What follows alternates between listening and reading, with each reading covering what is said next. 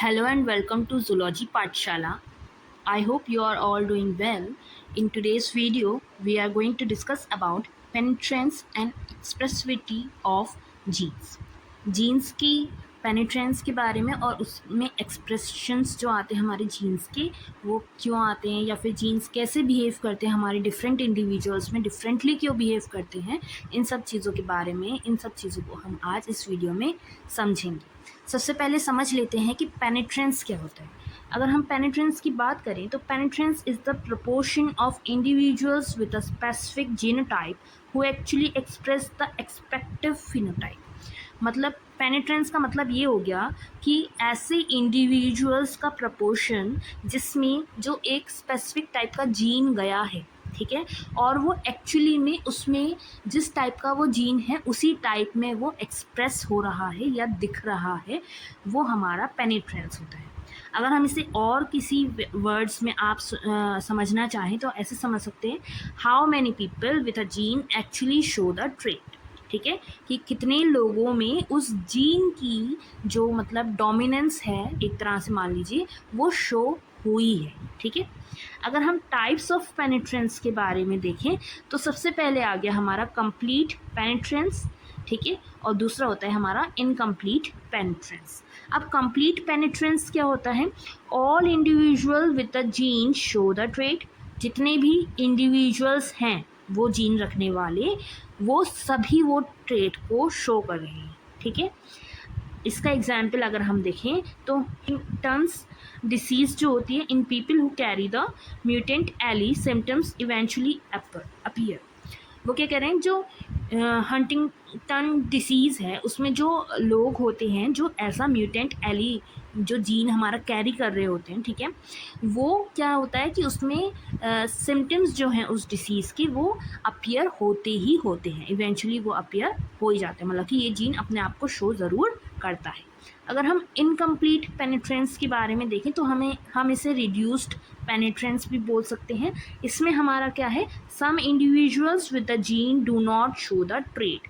कुछ इंडिविजुअल्स जो होंगे वो इस ट्रेट को मतलब इस जीन के ट्रेट को शो नहीं करेंगे, मतलब रिसेसिव वे में ये जीन जो है उनमें रह जाएगा, डोमिनेंट नहीं होगा। अगर हम इसका एग्जाम्पल देखें तो पॉलीडेक्टाइल एक्स्ट्रा फिंगर्स और toes, not everyone with the gene shows it.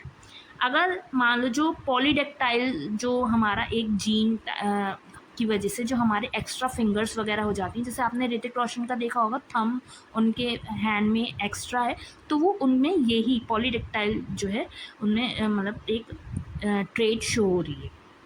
ठीक है, लेकिन ज़रूरी नहीं है कि जिनके पास भी ऐसा जीन हो वो सभी में जो है एक्स्ट्रा फिंगर या फिर टोज जो है हमें देखने के लिए मिले। ठीक है, तो ये रिड्यूस पेनिट्रेंस या फिर इनकम्प्लीट पेनिट्रेंस में आ गया।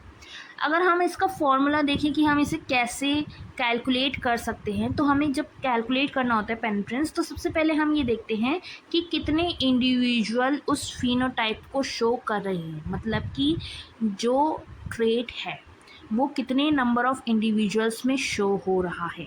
ठीक है, और उसको हम डिवाइड करेंगे नंबर ऑफ जीनोटाइप, मतलब कि कितने इंडिविजुअल्स के पास वो जीन था, ठीक है, उसमें से कितने इंडिविजुअल्स के पास वो दिख रहा है। इन दोनों का हम आपस में परसेंटेज निकाल लेंगे 100 से मल्टीप्लाई करके। ठीक है, तो ये हमारा इसको कैलकुलेट करने का एक फॉर्मूला हमें दिया गया है।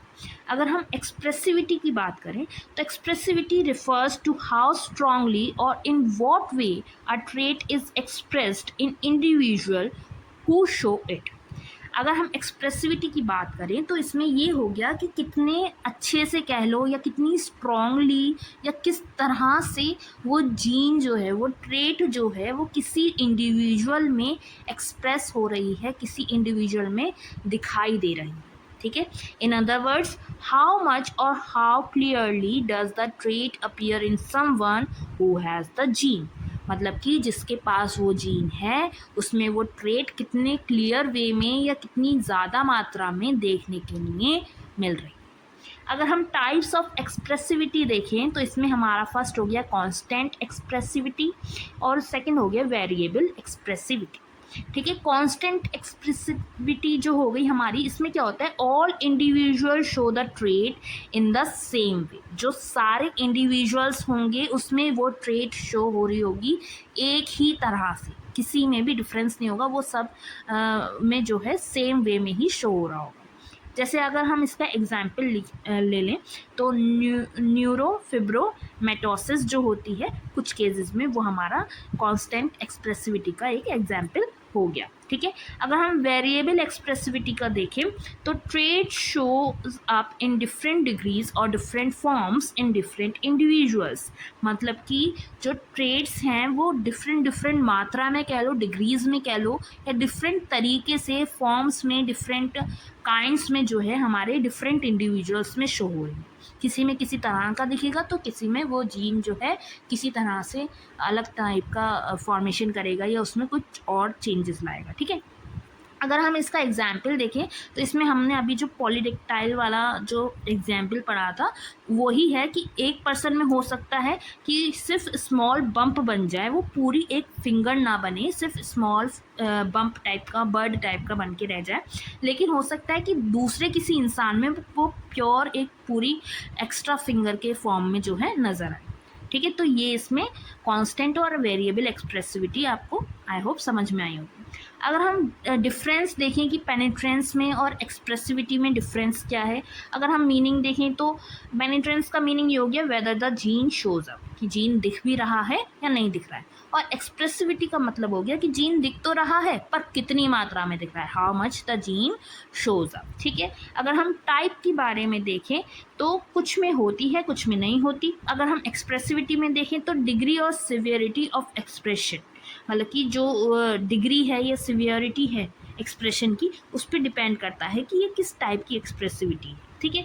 अगर हम एग्जांपल्स में देखें कि 70% पेनिट्रेंट जो है शो हो रहा है हमारे जीन जो हैं जिनके पास में। ठीक है।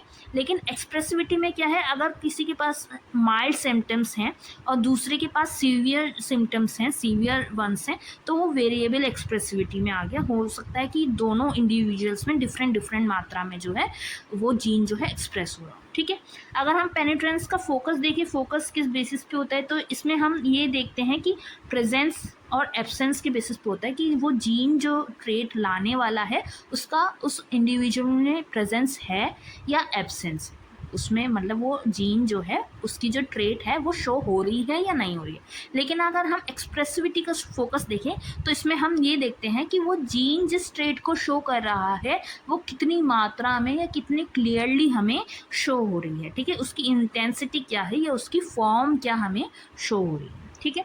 अगर हम फैक्टर्स देखें कि पेनिट्रेंस और एक्सप्रेसिविटी को हमारे कौन कौन से फैक्टर्स जो हैं इन्फ्लुएंस करते हैं, तो इसमें हमारे इन्वायरमेंटल फैक्टर्स आ गए, जैसे कि हमारा डाइट उस पर्सन का, या फिर कैसे टेम्परेचर में रह रहा है, कैसा क्लाइमेटिक कंडीशंस हैं। ठीक है।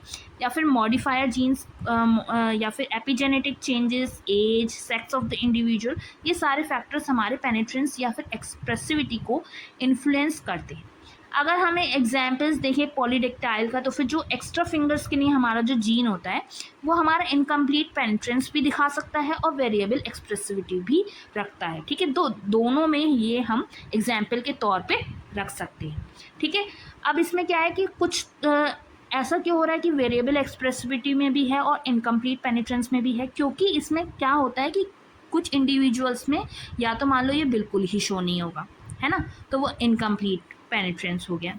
और कुछ में हो सकता है कि ये पूरी तरह से पूरा नया एक एक्स्ट्रा फिंगर ले ले, और या फिर कुछ में ये छोटा सा बर्ड की फॉर्म में, स्टब की फॉर्म में रह जाए, तो वेरिएबल एक्सप्रेसिविटी में आ गया। ठीक है। दोनों में किसी में पूरा बन गया, किसी में थोड़ा सा ही रहा। ठीक है।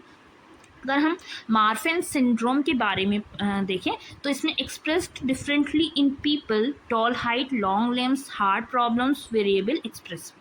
मार्फन सिंड्रोम भी जो है वो एक तरह से डिफरेंट पीपल में डिफरेंट वे में जो है एक्सप्रेस्ड होता है। वेरिएबल एक्सप्रेसिविटी हो गई इसकी, जिसकी मान लो किसी में वो टॉल हाइट होगी उनकी, किसी में हो सकता है कि उनके लिम्स जो होंगे वो लंबे होंगे, किसी में हार्ट प्रॉब्लम्स होंगी, तो ये वेरिएबल एक्सप्रेसिविटी में हमारा आ गया।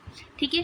थर्ड एग्जाम्पल है इसका हमारा BRCA1 म्यूटेशन। ये हमारे ब्रेस्ट कैंसर से लिंक्ड एक टाइप का म्यूटेशन है। ज़रूरी नहीं है कि इसमें जो सारी वुमेंस के अंदर ये म्यूटेशन डेवलप हुआ है या म्यूटेशन आ गया है, उनको कैंसर जो है, ब्रेस्ट कैंसर जो है वो होगी।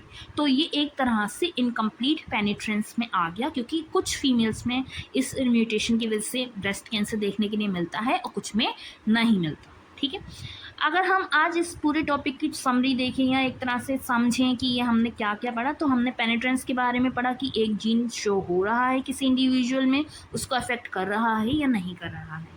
ठीक है, एक्सप्रेसिविटी के बारे में पढ़ा कि वो जीन जो शो हो रहा है वो कितनी मात्रा में शो हो रहा है या फिर कितने क्लियरली शो हो रहा है एक पर्सन में या फिर किसी दूसरे पर्सन में। ठीक है, अब ये दोनों जो थे ये हमें क्या एक्सप्लेन कर रहे हैं, ये हमें एक्सप्लेन कर रहे हैं कि दो इंडिविजुअल्स जो हैं जिनमें सेम जीन्स पाए जा रहे हैं वो तब भी देखने में या बिहेव करने में डिफरेंट कैसे होते हैं, या मान लो उनकी जो जीन्स हैं उनकी जो ट्रेड्स दिख रही हैं हमें वो डिफरेंट वे में कैसे दिख रही हैं।